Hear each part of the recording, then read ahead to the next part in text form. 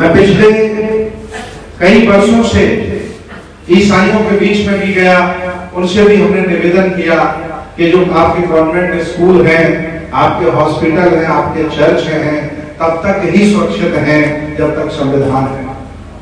मैंने कई बड़े बड़े मौलानाओं से मुलाकात की। मैं फिरंगी महली जी के घर गया।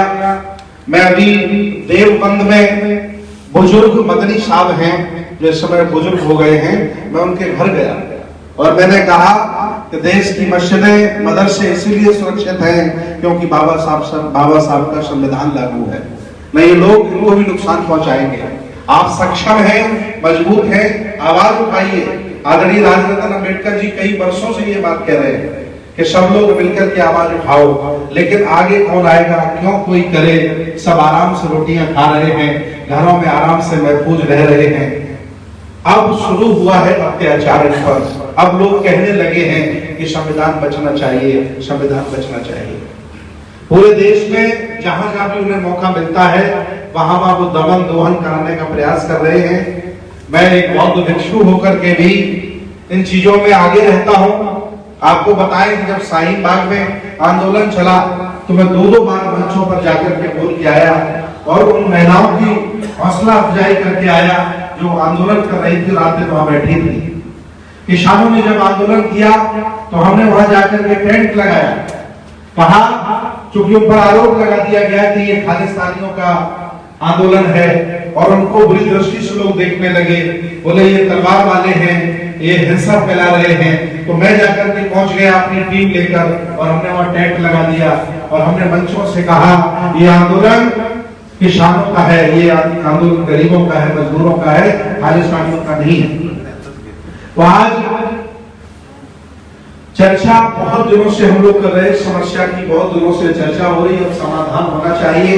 हम चाहते हैं कि जिम्मेदार लोग, जो लोग इस काम को बखूबी कर सकते हैं, बेहतर कर सकते हैं, अपनी अपनी जिम्मेदारी स्वीकार करें और हमें गांव-गांव, गली-गली, नगर-नगर, शहर-शहर जाकर के इस मुद्दे पर लोगों को आम सहमति बनानी पड़ेगी और लोगों को बताना पड़ेगा कि इस देश भारत में, इस देश भारत की जो गंगा जमुनी नहीं, गंगा जमजम की जो तहजीब है, इसका नुकसानदायक कौन है, इसको खत्म कौन करना चाह रहा है, इस देश को बर्बाद कौन करना चाह रहा है, कौन हमारा अच्छा दुश्मन है, कौन हमारा दोस्त है, ये तय करके लोगों के बीच में जाना पड़ेगा और सब लोगों को मिलकर के संविधान की रक्षा और सुरक्षा हमें करनी पड़ेगी। अगर इस काम को हम नहीं करेंगे तो वो लोग तो अपना काम कर रहे हैं, 100 साल की प्लानिंग है उनकी, उन्होंने अपने सरस्वती शिशु मंदिर भी बढ़िया बना लिए हैं, हर जगह में कार्यालय भी उनके बन गए हैं और नफरत फैलाकर के वोट ले ही लेते हैं। हालांकि उनकी बहादुरी है ही, लेकिन हमारी भी नाकामी है कि हम अपने आप को विद्वान समझदार कहते हैं और हर जगह हार जाते हैं, हर जगह हम परास्त हो जाते हैं। इतनी बड़ी जमात होकर के भी 90% आबादी है उनके खिलाफ, फिर भी हम लोग उनसे चुनाव हार जाते हैं, हम उनसे हर तरह से हार जाते हैं। आखिर ऐसी कहाँ गलती हमसे हो रही, कौन सा अपराध हमसे हो रहा है, इस पर भी हमें आत्मबोध करना चाहिए। मैं मस्जिदों में जाता हूँ तो लोग सोचते हैं कि कौन से बाबा आ गए। मैंने कहा मैं बाबा नहीं हूँ, बौद्ध भिक्षु हूँ और पूरी दुनिया में बहुत धर्म है और जहाँ बुद्धिज्म है वहां मुसलमान भाई भी रहते हैं। मैं चाहता हूँ कि मुस्लिम भाई भी हमारे बुद्ध विहारों में आए जाए, मित्रता बढ़ेगी, हमारा भाईचारा तभी बढ़ेगा जब हम आपस में मिलेंगे जुलेंगे, एक दूसरे से सुख दुख शेयर करेंगे और मिलकर के संविधान के लिए लड़ेंगे। क्योंकि अगर संविधान मिट गया तो ये जान लीजिए कुछ बचेगा नहीं, यहाँ फिर वही राजशाही चलेगी और तलवारों से सरकलम हमारे होंगे और पहले भी कई बार हो चुके हैं। इसलिए हम सब लोगों को मिलकर लड़ना होगा और संविधान को बचाना होगा। ओबैदुल्लाह आजमी जी को बहुत बहुत धन्यवाद, आदरणीय राजरत्न अम्बेडकर जी को बहुत बड़ा धन्यवाद और सभी जिम्मेदार लोगों को बहुत बड़ा धन्यवाद कि आपके मन में इतनी अच्छी बात आई कि आप लड़ने के लिए तैयार हो गए, कुछ करने के लिए तैयार हो गए। ज्यादातर तो लोग घरों में पड़े हैं, टीवी देख रहे हैं, रोटियां खा रहे हैं, सो रहे हैं, सोच रहे हैं आज उनका नंबर लगा है, उनका लगेगा, लगता मेरा नंबर नहीं आएगा।